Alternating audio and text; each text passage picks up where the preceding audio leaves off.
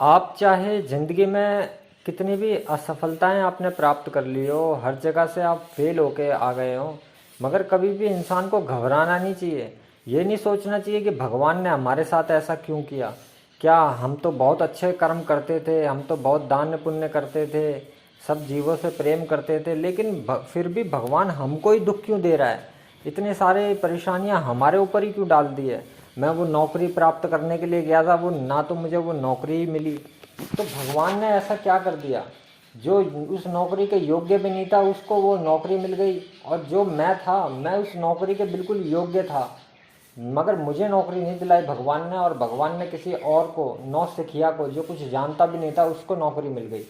भगवान ने सारी दुविधाएं हमारे जीवन में क्यों भर दी हैं। तो लोग जो हैं ऐसा ही समझते हैं और टूट जाते हैं अंदर से, सोचते हैं कि हम असफल क्यों हो रहे हैं, हमेशा हम असफल ही होते हैं। तो देखो, अगर कोई इंसान है उसके जीवन में भी ये समस्याएं उत्पन्न हो रही हैं, तो ऐसा क्यों हो रहा है। भगवान जो है कभी भी कुछ गलत नहीं करते।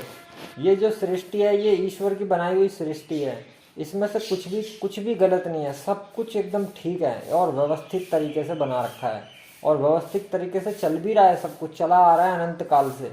भगवान ने ये शरीर बनाया है, इस शरीर में कुछ भी कमी नहीं दी। ये शरीर जो है एक ऐसा शरीर है कि इसका कोई लेटेस्ट वर्जन लाने की जरूरत ही नहीं पड़ी। भगवान ने सब कुछ फिट करके भेज दिया कि इसका आप कोई लेटेस्ट वर्जन आएगा ही नहीं। जैसे आजकल के फ़ोन है ना, कि अभी आए और एक महीना नहीं होता कि नया वर्जन आ जाता है, फिर नया वर्जन आया था, यानी कि जो नया था वो पुराना होने में समय नहीं लगता, और नए पे नए वर्जन आते रहते हैं। लेकिन ये जो भगवान है, भगवान ने इस शरीर की रचना की है, और इस शरीर का एक ही वर्जन रचना की है। अब इसके लिए लेटेस्ट वर्जन की तुम्हें जरूरत ही नहीं पड़ेगी। तो भगवान ने सब कुछ जो है एकदम व्यवस्थित तरीके से बनाया है, और व्यवस्थित तरीके से सब कुछ चल भी रहा है।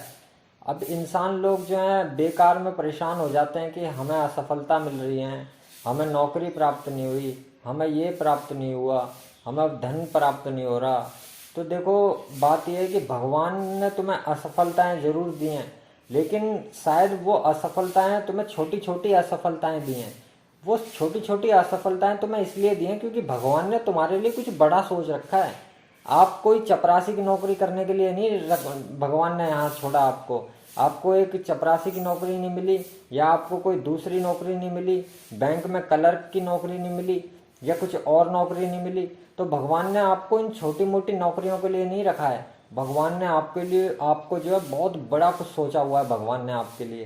तो ये छोटी मोटी चीज़ें अगर आपको प्राप्त नहीं हो रही हैं तो इससे घबराओ मत। भगवान कुछ आपको बहुत बड़ा देना चाहता है, तो उसको लेने के लिए तैयार रहो। ये छोटी मोटी परेशानियां, ये छोटी मोटी चीज़ें प्राप्त नहीं हो रही तो इनके दुख में मत डूब जाओ, बल्कि उसकी खुशी मनाओ जो बहुत बड़ा कुछ मिलने वाला है भगवान की तरफ से।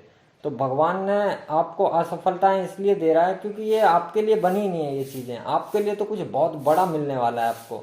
तो भगवान जो है कभी कुछ गलत नहीं करता, जो भी होता है अच्छे के लिए होता है। गीता में भी भगवान श्री कृष्ण ने भी कहा है कि जो हुआ है अच्छा हुआ है, और जो हो रहा है वो भी अच्छा हो रहा है, और जो आने वाला होगा जो, वो तो बहुत ही अच्छा होगा।